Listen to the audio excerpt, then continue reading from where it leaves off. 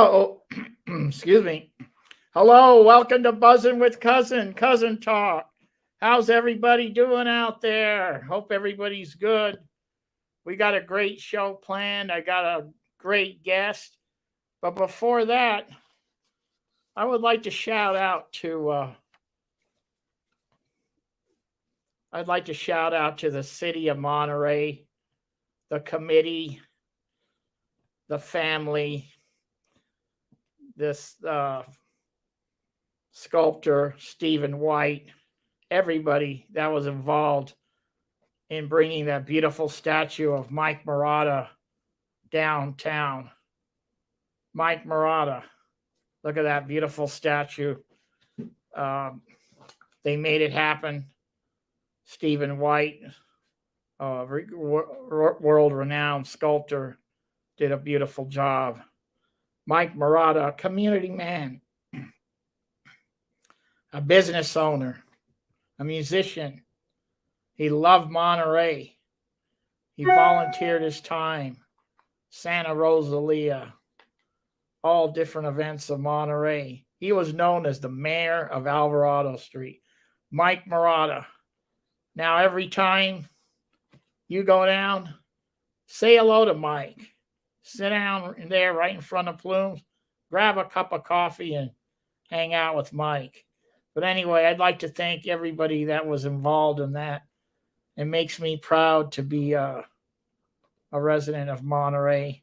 Thank you, James Chang, for the photo. And okay, let's get the show on the road here. Thank you, everybody. Okay, so our guest today, he's a longtime native of Monterey. He's a coach, and he's a longtime football coach in Monterey. He's also a teacher, a history teacher at Trinity Christian High School in Monterey. That's the old Bayview location. It's a nice high school, great group of kids. Please welcome Frank Leonard. Hey, Frank, how are you? I'm great, cousin. Thank you. Thank you very much for having me on. Good to see you, Frank. All right. So, Frank, you grew up in Monterey, long-time native. Your family's from Spaghetti Hill. Yes. And you went to high school here at Monterey or Monterey High School, San Carlos through eighth grade, okay.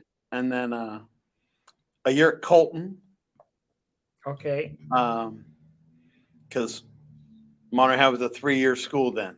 Right. And then Monterey High, 9 through 12, and then MPC. Then you played sports yourself, didn't you? And I did. Played for. I was on Dan Albert's last team. Oh, wow. High school, which is an honor. I love Coach Albert. Yeah. So I was on his last team. He's a legend, of course. Dan Albert Stadium. The stadium's now called Dan Albert Stadium. And I was on Michael Groves, who's now a legend, on his first baseball team. So, wow, that's some Coach Albert and the beginning of a baseball legend. Coach Groves has got over 400 wins now, I think 500 wins somewhere. Beautiful. And then in college, they've both recently left us, but I played for Coach Phillips, Luke Phillips, of course, a legend, and Chris Pappas, the athletic director and his right-hand man for years. And then I coached for Coach Pappas. So now, Frank, let's take a trip down memory lane. Now, have you always had a passion for coaching? Or? I always had a passion for sports. Like a lot of kids, I wanted to play. I liked the teams that my father liked, and I liked baseball. It was football, basketball, and baseball when I was a kid. Soccer wasn't on TV, lacrosse. There was no of the extreme sports, as you know, I think, and boxing. So that's what I followed, and always loved it. But always definitely had an analytical mind, and my friends told me that I would be a coach. And then I look back in my high school yearbook, and that's what it says I plan on doing. So yes, Beautiful. I knew that I wasn't, by about my senior year in high school, I knew I wasn't going to play in the NFL. But I did want to keep playing in college, and I knew I wanted to. If they were going to pay me, I would play this game for a living forever. As far as coaching. Yeah. So, what was your first coaching job? I was really fortunate. I in the fall of in the spring actually of 1988, or I think it was fall of 1987. I'm at the Monterey High School CCS championship game. I run into Coach Pappas, tell him that I'm finishing up at Cal Poly, what I wanted to do. And he offered me a job right on the spot. Said, he thought I had a great mind for football. And I told him that I wanted to continue my education and be a teacher and be a coach. And so I was very, very fortunate to get that as my first job. Yeah, Monterey Peninsula College. You were the line coach, or I was the defensive line coach, but I was mentored. There was Joe Bomarito and Joe Solis were the other defensive coaches. Wow, so I had great mentorship as far as being the third coach on the defensive staff. Actually, the fourth coach, our defensive back coach, was M.L. Carter, who played in the NFL. He now, Pastor Carter, he has his own Baptist church locally. Wonderful man. He was the DB coach, so I had great mentorship as I began. So it was very structured for me getting into it, and that was good. They taught me the do's and don'ts. And how long were you there? Then you moved on, or? Yeah, I went 5 seasons at Monterey Peninsula College, and kind of did. Coach Pappas knew that I wanted to be a head coach, so he allowed me to do other things. I eventually became the DB coach and special teams coordinator, then the linebacker coach and defensive coordinator by the time I left. So, and he would bring me to clinics and introduce.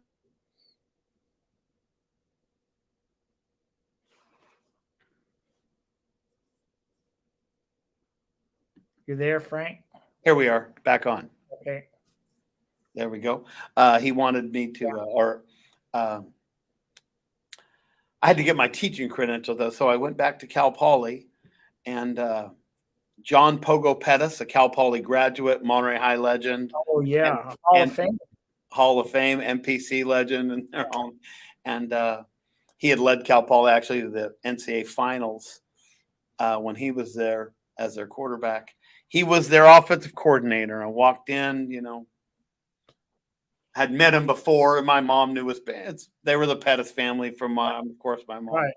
And Spiro grew up. He was a teacher. And so he introduced me to the head coach, Coach Setensich. It was a whole new staff from when I was there, so it was all different. And they brought me on as grad assistant. Wow, that's great. Big time college. Yeah, and I got to coach the linebackers and stayed there for a cut. Then the staff actually, and a big time college, staffs get fired, unfortunately. And the whole staff got fired, but the new staff came on, kept me on. Andre Patterson, he's the defensive coordinator of the Vikings now, Minnesota Vikings. Stayed on there another year, and 2 years at Cal Poly. We won a championship. Nice. Just recently got a ring for it. Watches originally, they want to upgrade now. So they sent, they're D1 now, so they sent us rings. So they sent you a ring like recently then. Yeah, they did. It was really nice. Yeah, it was nice. It was nice. I thought, honest truth, I was like, I'm going to wear it every day, but it's a big one. Now you got to put it away in the little safe. Oh yeah. Yeah, it's a nice one. Are they called the Mustangs, or the Mustangs? Right, high Mustangs. Yeah. Oh I want to let everybody know that doesn't know Pogo Pettis he was a top-notch quarterback. He played at Monterey, and then he excelled in MPC, and he's on the MPC Monterey Peninsula College Hall of Fame. So this guy, he's got credentials. So that's great. You guys were like the dream team there, Frank. Yeah, he will very shortly be in the Mustang Football Hall of Fame if he's not already too. I think he got to the championship. absolutely got to the national championship game, and Joe Solis belonged. Joe Solis was quite a player on that team too. Another Monterey High legend. Remember Market. Those who remember Monte Vista Market, of course. Automatic. Not only was a great lineman, but a hell of a barbecuer. The barbecue, oh, no question. Dynamite, yeah. So then after that, Frank, where did you went to North Salinas? Or? Later, I went to Canton, Missouri. There was a place, Culver Stockton College in Canton, Missouri. It's in the NAIA. Okay. And they hired me there as their linebacker coach and defensive coordinator. Wow, good. On the Mississippi River, and it borders Quincy, Illinois. Wonderful people, little small private Christian college there. Small little place, student body of 1,500. Football stadium of 2,500. They don't even take attendance. It's the same 2,500 people. Oh, okay, yeah, that's every week. 2,500. Not much action in that town. No.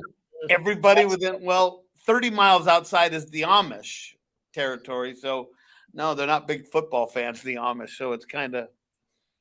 But they are Culver is the team, and they play Quincy University every year at the end of the season in the Great Mud River Bowl. Huge game. Wow, what a guy from Monterey going to Canton, Missouri. And the year we went to Quincy and we beat them for the Great Mud River Bowl, and our students, they had a bigger stadium, stormed their field, tore down their goalpost, and took them back across the Mississippi. Oh, wow. It's crazy back there, but it's a lot of fun. And they love their football, yeah. They do. Wow, that was an experience there. It was, and then just kind of ironic. Another Monterey guy, Vince Dimaggio, was a very close friend of mine. I introduced him to the baseball coach because Vince is a great baseball coach, and Vince ended up coaching baseball there after I left. And they went to the NAIA College World Series. Are they still around, that college? Are they still playing? Culver Stockton? Absolutely. All right, good. What are they called? What's their mascot? The Wildcats. Oh, okay. Wow. Okay. Then you made it to back home. Then, right after that, I went home and was home for Christmas. Was going back. In fact, had been promoted to assistant head coach. Was ready to go back, and I saw that another man who just recently passed, wonderful man, Tom Bristol, was stepping down at Pacific Grove High School. Oh, Tom, yeah. And they were going to conduct interviews immediately for a head football coach, and now I was able to teach. And Pacific Grove High School back home, I loved the people in Missouri, but I'm a Monterey. I did miss home, and it was cold in the winter. It was cold. The ice, ice off your snow's okay, but ice on your windshield, man, it was cold, very, very cold. Us Spaghetti Hill guys, we don't want cold. We don't. Yeah. And I tell you what, I couldn't get calamari. I couldn't get fresh squid. No, forget it. Forget, I think maybe now I think it's you can. It is, yeah. They ship, but I couldn't get fresh calamari anywhere. My brother George was shipping me pesto and stuff like that, so I couldn't get the fresh basil. That was hard for me, because that's kind of what I eat. So, anyway, I loved it, and I applied at Pacific Grove High School, and Todd Buller, the athletic director, who just stepped down last year, he hired me. And decided to come back home. And that was your first head coaching job? Pacific Grove High School. That was it. Wow, that was a little bit of pressure. Yeah, I was young. And I learned a lot of things though afterwards. I was very, very, very focused on football. Very, very, very focused on player improvement, but not quite focused enough on sort of the big picture, how to make sure that uh, I was kind of doing the right things with everything. We were very successful on the field, but I was a little overwhelmed at the time with balancing just getting married, and it was, Yeah. I made mistakes that I realized later. I left after a year, and we had a wonderful season. Had a good season, I remember. Yeah. We had a great season. They were wonderful people, and I should have stayed. Although they were great at North Lanes High School, and it was a bigger job and more money. At the time, cousin, you understand this, when you're 30 years old and your new wife is pregnant, you think money is everything. Yeah. Now I step back, and I'm a Peninsula guy. Monterey. Pacific Grove High School was a great, again, North Lanes High School made some great people, but money's not the be all end all. How'd you guys do at North Salinas? Did you We had a really good year. It was we had a turnaround year. They won a big game. There was Live Oak was undefeated, and we knocked them off. And big? Wow. it was. We had a great, couple good years in a row. I was at the time they used to name the county coaches for the All-Star game. They didn't.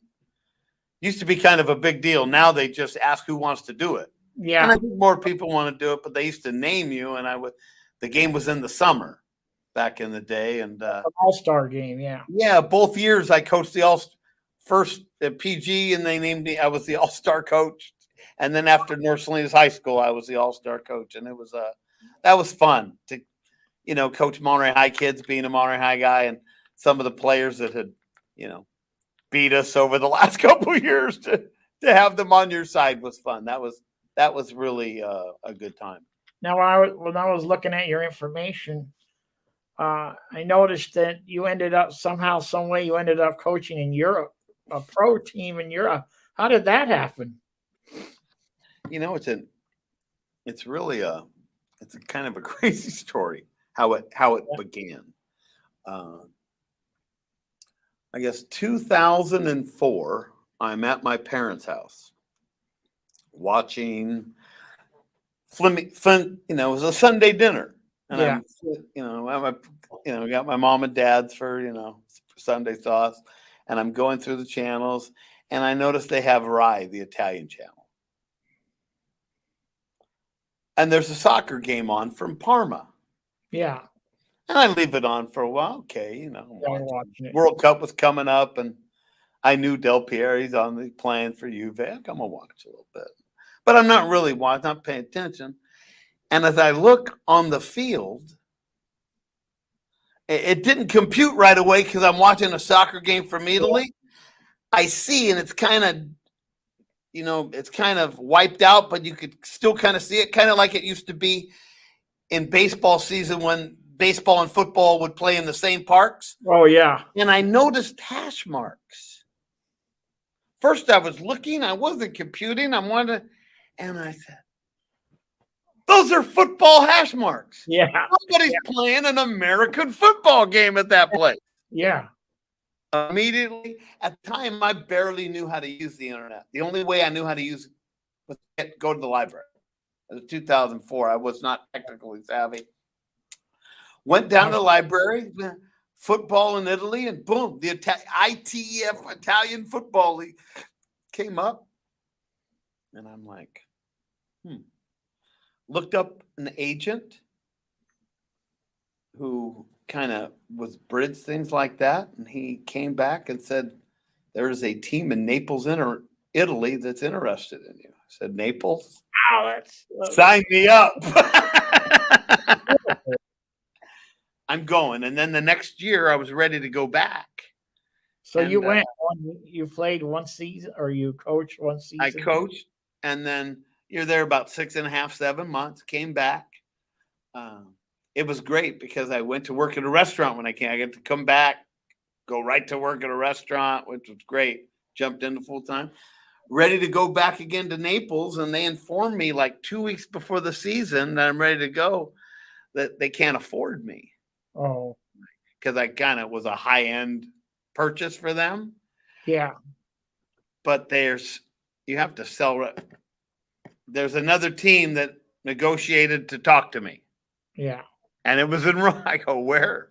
I still wanted to go back. I was ready to go back because it was a spring season. So I wasn't coaching the fall of my season. Oh, yeah. Okay. And I'm like, and they said in Rome, sign me up. So, yeah, it was good. It was a great experience in Rome. The quarterback I had at North Lanes High School, Fernie Garza, my quarterback at North Lanes High, was my quarterback in Rome. The Arena League folded or suspended operations for a year or two back in 2006, 2007, I think it was. And Fernie was in the Arena League. He got, no league. We brought him to Rome. You brought him in? Oh yeah, we lived together. So my quarterback it was great. And we have both family friends. So how's that experience? Are they all Italians with a couple your other Americans scattered in the team, or how does that work? When I was there, it changes a lot, but when I was there, you were allowed 5. That ended up kind of being a lot of money after 2008, the economic collapse. They dropped to like 2 or 3 American, but you were allowed 5 non-European passport players. Okay. Everybody had Americans or Canadians. I remember there was one team that had an in on some Canadian college kids. Yeah. They were playing Canadian football, and they were good players, but we had 5, and we brought over some really good players. And you put them in a house, and they made like 3,500 euros a month, which is a good job for a college. Yeah. Got to see Europe. For the Italians, it was a part-time job, but a pretty good part-time job. I think in Naples, they got $350 a month. Yeah. Euros. In Rome, I think they paid them all 500 a month euros. At the time, the euro was about a 1.5 to 1. So it was very strong. Oh, strong, yeah. Yeah, but so because of that, they have their normal jobs. Practice was at 9 at night. So now, how was the quality of play? Not bad. Really not bad. And we played when I was at Lazio in Rome. We had a really, really good team. And we played, and I got to think, Chatham College from Wisconsin. They toured Europe in the summer. A Division III school that had made the NCAA Division III playoffs that year. Lost in the first round, but a good team. They brought about 46 guys, not their incoming freshmen. And they toured they only practiced a few days, but a good 7-0 at halftime. We were down. They ended up beating us, I think, I want to say 40-13. Okay, you guys held your own there for a while. Oh, it was a very competitive game. Now, we had some 38-year-olds, 40-year-olds, 33. Yeah. We had men. Yeah. I mean, when I first got there, after practice, or you take a 5-minute water break, and some of these guys, they pull out a cigarette. Oh, yeah. But, I mean, they got a wife, a kid, and a mortgage. What am I going to say to them? Yeah. Now, those guys, that league's still going on now, isn't it? Coach Bomarito, Joe Bomarito, ended up going there and coaching for a couple of years. Yeah. A chance, maybe posted. Sports Illustrated did a great article about that. Now, you know what I noticed, just surfing around internet, whatever. I noticed that there's a lot of opportunity for players. I mean, that aren't NFL caliber players, but I mean, there's a pro league in Mexico. There's one in Europe, like you're saying. There's different organizations around where a guy could still. I mean, you're not going to make millions of dollars, but if a guy still has the passion to play, he could play. Go to Mexico and just drink margaritas during the day, relax, and then play a game at night. In Italy, they made the equivalent when I was there of about $5,000 a month U.S. Housing paid with a car. treated like, I mean, walk downtown with them. I used to walk downtown with them because of the crowds they would attract. You're on TV. You have these little TV local shows. Nice. Yeah. Celebrity's kind of big in it. I mean, it's a nice gig. It's a lot of fun, and you keep playing. You know, you're playing a boys' sport, so Yeah. That's really cool. That's a nice experience for you to travel. Also, yeah. it was. Yeah. I mean, you've gone from Missouri to Rome. I mean, from Monterey, Missouri to Rome, and now you're back in Monterey for a while, and you're not going anywhere now. No. This is I love absolutely But I want love to Trinity. let all the listeners know that you are the coach and a history teacher at Trinity Christian High School, which is at the old Bayview Elementary building on Belden Street. And I'm so glad that, you know, that school closed down and it was just abandoned. And it was like, God, you kind of feel sad, And now it's back in action, strong, and Yeah, it is. it's really going good. And it's a great school. And I've had a couple of friends that have gone to that school and with their parents, and that's how I found out about it. Even I think before you were there, and it's really cool. Like I was talking to you the other day. It's like everybody does everything. The quarterback is an actor in a musical, and the star pitcher is playing trumpet somewhere. I mean, it's just like everybody does everything. So hats off to Trinity High School, and congratulations on your getting a job there and what you do for the team. Now now that league now is something interesting that our listeners are going to enjoy listening about. You play 8-on-8 football, not 11-on-11, 8-on-8. Correct. So how does that work? Can you use the same? What do you have, one less wide receiver, or or you can just do whatever. Yeah. You can't do whatever. It's going to be structured like 11 men as far as the end men on the line of scrimmage are eligible to go out for the pass. There's 3 men in the backfield. So in 11 men, there's 7 men on the line of scrimmage. Yeah. The 2 end guys are eligible. In 8 men, we have 5 men on the line of scrimmage. Okay. The 2 end men are eligible. So everybody can't go out for a pass. The 3 interior guys are not eligible. Okay. Then the 3 backfield guys are eligible. But unlike Arena League where guys could motion anywhere, no, everything else follows normal rules. So I think you've been to a game. After you watch for a while, it looks very normal after a few. No, it's a normal, hard-hitting football game. That's the way it is. And the field is a little shorter. The field is. It's 80 by 40 instead of 100 by 53. The end zones are like 11 man. It's 10-yard end zones. But instead of, again, 100 by 53, it's 80 by 40.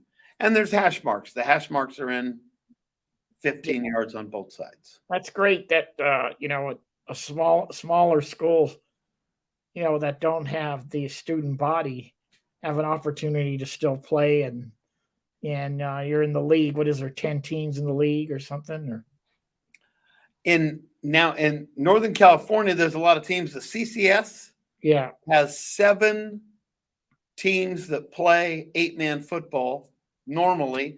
This year, a lot of they're all private school, one public school. This year they are what's kind of the struggle with COVID. There's only 5 teams this year in our league playing 8-man football. Now we played on league games and such, but there is 5 teams this year playing football in our league, which is down. It's always been a 7 or 8 team league. But Yes, all small schools, all under 250 student body. And yeah, to be able to offer tackle football, not flag, but tackle football. I think Yeah, it's very important to a diverse student body, and our yeah. school really rallies around it. Cheerleaders, we Oh, get, yeah. I've been to couple games. It's great. we get great crowds, and Yeah. And it's you guys play a Breaker Stadium on, yes, we on do. Saturdays, or Saturday, 1 o'clock. okay? So the listeners out there, go catch a Trinity Christian High football game. It's really great. Check it out. Let's support these students out there. Yeah. And so you guys are right now. You're in the season. How are you guys doing? Uh, doing big game tomorrow. We'll know a lot more tomorrow. Okay, that's We had our bye week early, so we had a scrimmage. We had our scrimmage. Then we had our scheduled bye week, and then our first game. I don't mention the school but then yeah, one of the schools we were playing had a illness situation, with and like most of the games in the peninsula last week, I think half of them got canceled last week, yeah. and ours did also. But we're all systems go. We're healthy and ready. We are all systems go for tomorrow against Cayuma High School. They're a school from the Valley, and we'll know a lot more after Saturday. But Okay. we're So playing hard. and good luck to you guys. Thank you. That's great, Frank. I love it, and you're also the history teacher there. That's that's really great. Now, Frank, a little bit off the subject. Being in Monterey, you've always been in the hospitality business, so you worked a lot in hospitality. Where did you work? I mean, Well, when I grew up, my father owned the Cove and then the fish market, and okay, Cove was a wharf establishment forever. Then his that is quite a few. brother-in-law, and then his nephew, niece and nephew owned it. But I was cleaning squid at a very, very young age, and then he had Nana's Pizza on Spaghetti Hill. Yeah, And I think 11 or 12 when he bought that with Joe Rappa from Rappa Seafood, yeah, uh, and I began making pizzas and dishwashing there, along with every Saturday. We played games Friday night in high school. I kept my squid cleaning job, forever at the Cove, and then automatic, yeah, began working in the summers while I was going to Cal Poly. I worked for John Pisto and his nephew Dominic at Domenico's on the wharf. And while I was MPC, I continued working in the hospitality business at night for Dominic at Cafe Fina. Great restaurant, still yeah. going strong today, him and his brother Sammy. We'll And go. then for the late, great John Spadero, one of my all-time favorite people, and his father Vito, and Oh yeah, beautiful his people, Maria Lena and Pat. beautiful people. Yeah, Yeah, and Geraldine, and all of them. Michelle, who's top one of the notch. great restaurant people, but Well, worked for they're them. still at it now. They are. They're still at it, going strong now. Beautiful. They are. And then during the time when I was working, I came back and coached a little bit more in MPC just before I went to Europe. I started working for Bill Lee Kwan, who's had 11 restaurants now, another local restaurant legend, no doubt. Legend, Monterey hospitality legend there. Yeah, and worked for Bill Lee, and he would let me come back after I worked in Europe. I'd work 6 months there, come back, work full time 6 months, and that worked out fantastic. And I still work summers and weekends for him at Sir in the barnyard.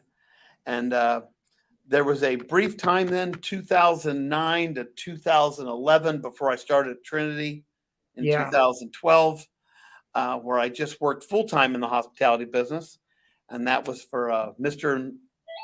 Bert Catino and Mr. Ted Ballesteri at the sardine factory. Just a So Fantastic restaurant. you've worked for some real legends of the Monterey Peninsula there, And I learned, Yeah. I have to be in a position of leadership. I learned a lot of leadership skills from them. Yeah. Even, you could carry it over, how to treat people, how to, how time is so important, understanding senses of urgency, of course, multitasking. Yeah, that it All does. those things you have to do, and how to treat people. They all, underline, You still pick up a shift now every now and then, or I do for Bill, absolutely, and in the uh, summers Sir Restaurant? at Sir in the Barnyard, I Oh do. wow, that's My son is a senior at UC San Diego, so Bernie never wins, so it's not free college. but, I So mean, on my teacher salary, I have to supplement my income. I don't. That's all right. That's how it is on the peninsula. But all of you guys out there, if you've never been to Sir, wow, that's a top-notch restaurant. It's at the Barnyard. Go check it out. They got the outdoor seating. A very creative chef. Go down there and see Frank and talk about football. And Frank, before I let you go, I want to tell everybody that we got something in common. We used to our dad and